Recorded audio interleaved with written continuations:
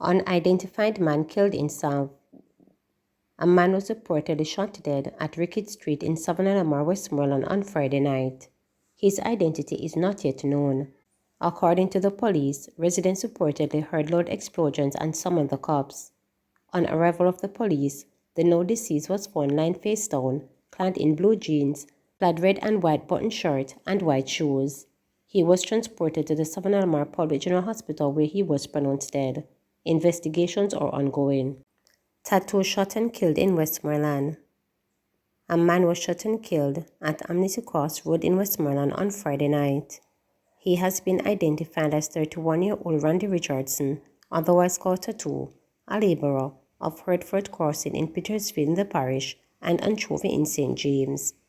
Reports from the police are that about 7 p.m., Richardson was sitting with some friends at the Amity Cross Road when a motorcycle with 2 men aboard drove up. The pillion disembarked, brandished a firearm and opened gunfire at Richardson, hitting him to the upper body before escaping on the said motorcycle in the Piper's Corner direction. Richardson's friend escaped unhurt. The police were summoned, and on their arrival, Richardson was seen lying on his back with what appeared to be multiple gunshot wounds to his upper body. He was later transported to the Savannah Lamar Public General Hospital, where he was pronounced dead. Gun owner charged over Old Harbour Bar shooting, free due to absent witnesses. A licensed firearm holder charged for shooting a man during a fight at a bar in Old Harbour, St. Catherine, has been freed due to the failure of witnesses to go to court. Businessman Mark Cheng was charged with only with intent and using a weapon to commit a felony. Cheng, a 40-year-old technician of New Harbour Village, Old Harbour, St. Catherine, walked free from the gun court on March 15 following a successful no order. When the matter was called up, the court was informed that despite several publications and different trial dates, witnesses, including the complainant, have failed to appear. Allegations were that on February 17, 2023, Cheng was a patron at a bar in Old Harbour, St. Catherine, when there was a dispute which resulted in a physical confrontation between him and the complainant. Cheng allegedly brandished his licensed firearm and shot the complainant in the face. The injured man was taken to hospital where he was treated for his injuries. Cheng later surrendered to the Old Harbour police. He was arrested and subsequently charged. He was represented by attorney at law Arville Morgan. 3 arrested over Chambers Lane gun seizure. 3 people were arrested on Friday following the seizure of an illegal gun along Chambers Lane in St. Andrew. Their identities are being withheld pending further investigations. Reports from the Matildas Corner Police are that about 5:30 a.m., a team was conducting a search of a premises when the firearm was discovered. 3 persons were arrested in relation to the seizure. Investigations continue. AG to return reports. Auditor General AG Pamela Manu Ellis says she will be dispatching 2 reports to Parliament on Monday that had been previously sent by her for tabling in the legislature but were returned to her department by Speaker of the House Juliet Holness. The return of the reports apparently to the Auditor General's department by surprise. Manu Ellis confirmed to reporters that 2 reports were sent to Parliament on December 28 and January 29 were returned by the parliamentary leadership to her department. This means that the first report, which is the Special Unit of Financial Services Commission, was returned by Parliament to the Auditor General 84 days or nearly 3 months after the report was sent to the legislature for tabling. The second report, which is a special audit of Tax Administration Jamaica, was sent back to the Auditor General 54 days or nearly 2 months after Parliament received the report for tabling. In a report published on March 6, Executive Director of the Jamaica Accountability Meta Portals, Gina Calder, said failure to table 2 reports on the AG for more than a month is a serious threat to efficient parliamentary oversight and monitoring of government agencies. General Secretary of the Jamaica Labour Party, Dr. Chang, in a news release sought to set the record straight in relation to what he said were recent concerns and accusations related to the tabling of reports from the Integrity Commission and the Auditor General in Parliament. He charged that recent allegations have suggested a deliberate delay by the Speaker of the House, the Honourable Juliet Holness, in tabling reports from the Integrity Commission and the Auditor General. However, he said that as of yesterday, there are no outstanding reports from either the Integrity Commission or the Auditor General awaiting tabling in Parliament. Chang said that this clarification is significant as it directly contradicts the accusations leveled against the Speaker of the House. According to him, these allegations have been proven to be baseless and misrepresent the procedural integrity of our parliamentary system.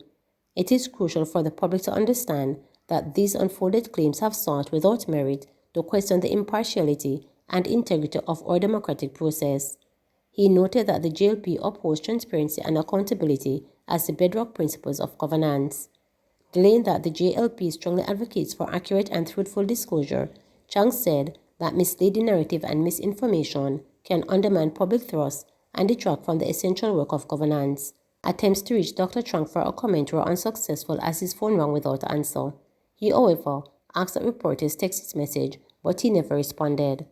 However, Chairman of Parliament's Public Accounts Committee, Gillian Robinson, told reporters yesterday that the statement made by Chang is disingenuous. He very carefully used the word "as of today," but in any reading of it someone would assume that no reports were sent to the Speaker, he noted.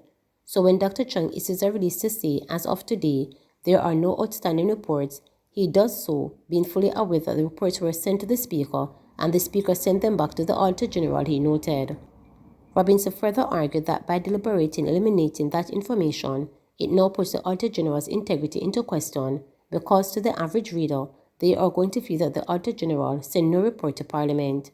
In her ruling of the tabling of reports in November last year, the Speaker of the House said reports from the Auditor General on public bodies would be tabled in keeping with Section 30 of the Financial Administration and Audit Act. However, Robinson argued that the Speaker's ruling infringed on the independence of the Auditor General. The framers of the Constitution never ever envisioned that a report should be sent to a minister before they are sent to Parliament, he noted. The PAC chairman contended that there is a specific reason why the Auditor General sent her reports directly to Parliament. The Auditor General is not under the direction or control of anybody, he said, adding that she was a creature of the Constitution. I believe the ruling is wrong in law. The process was wrong, where it was unliterally done by the Speaker, and worse, where the opinion of the Attorney General that formed the basis of the ruling has not been shared with the Parliament, Robinson noted. Why is it that the Speaker refuses to share the opinion? I believe the reason she refused to share it is because the opinion does not accord with the view that she has taken, he added. Delia Harris invests in alma mater Friendship Primary. Stage and Scene Production Company, DMH Productions, is invested in the future of creative arts in Jamaica through its support of the Arts Development Program at the Friendship Primary School in Spanish Town, St. Catherine. CEO Delia Harris visited the school recently to hand over a donation of $200,000 to Principal Ray Howell and members of the school's cultural committee, headed by their cultural organizer Patricia Harris. The donation represents proceeds from a special performance of Harris' latest work, Jamaica Land We Love. A past student of the institution, she used the opportunity to stress the importance of providing opportunities for students to develop all areas of skill competence. When I was a student, Friendship Primary had one of the best STEAMS models of education. STEAMS because we were as proficient in the areas of academics as we were in sports and arts.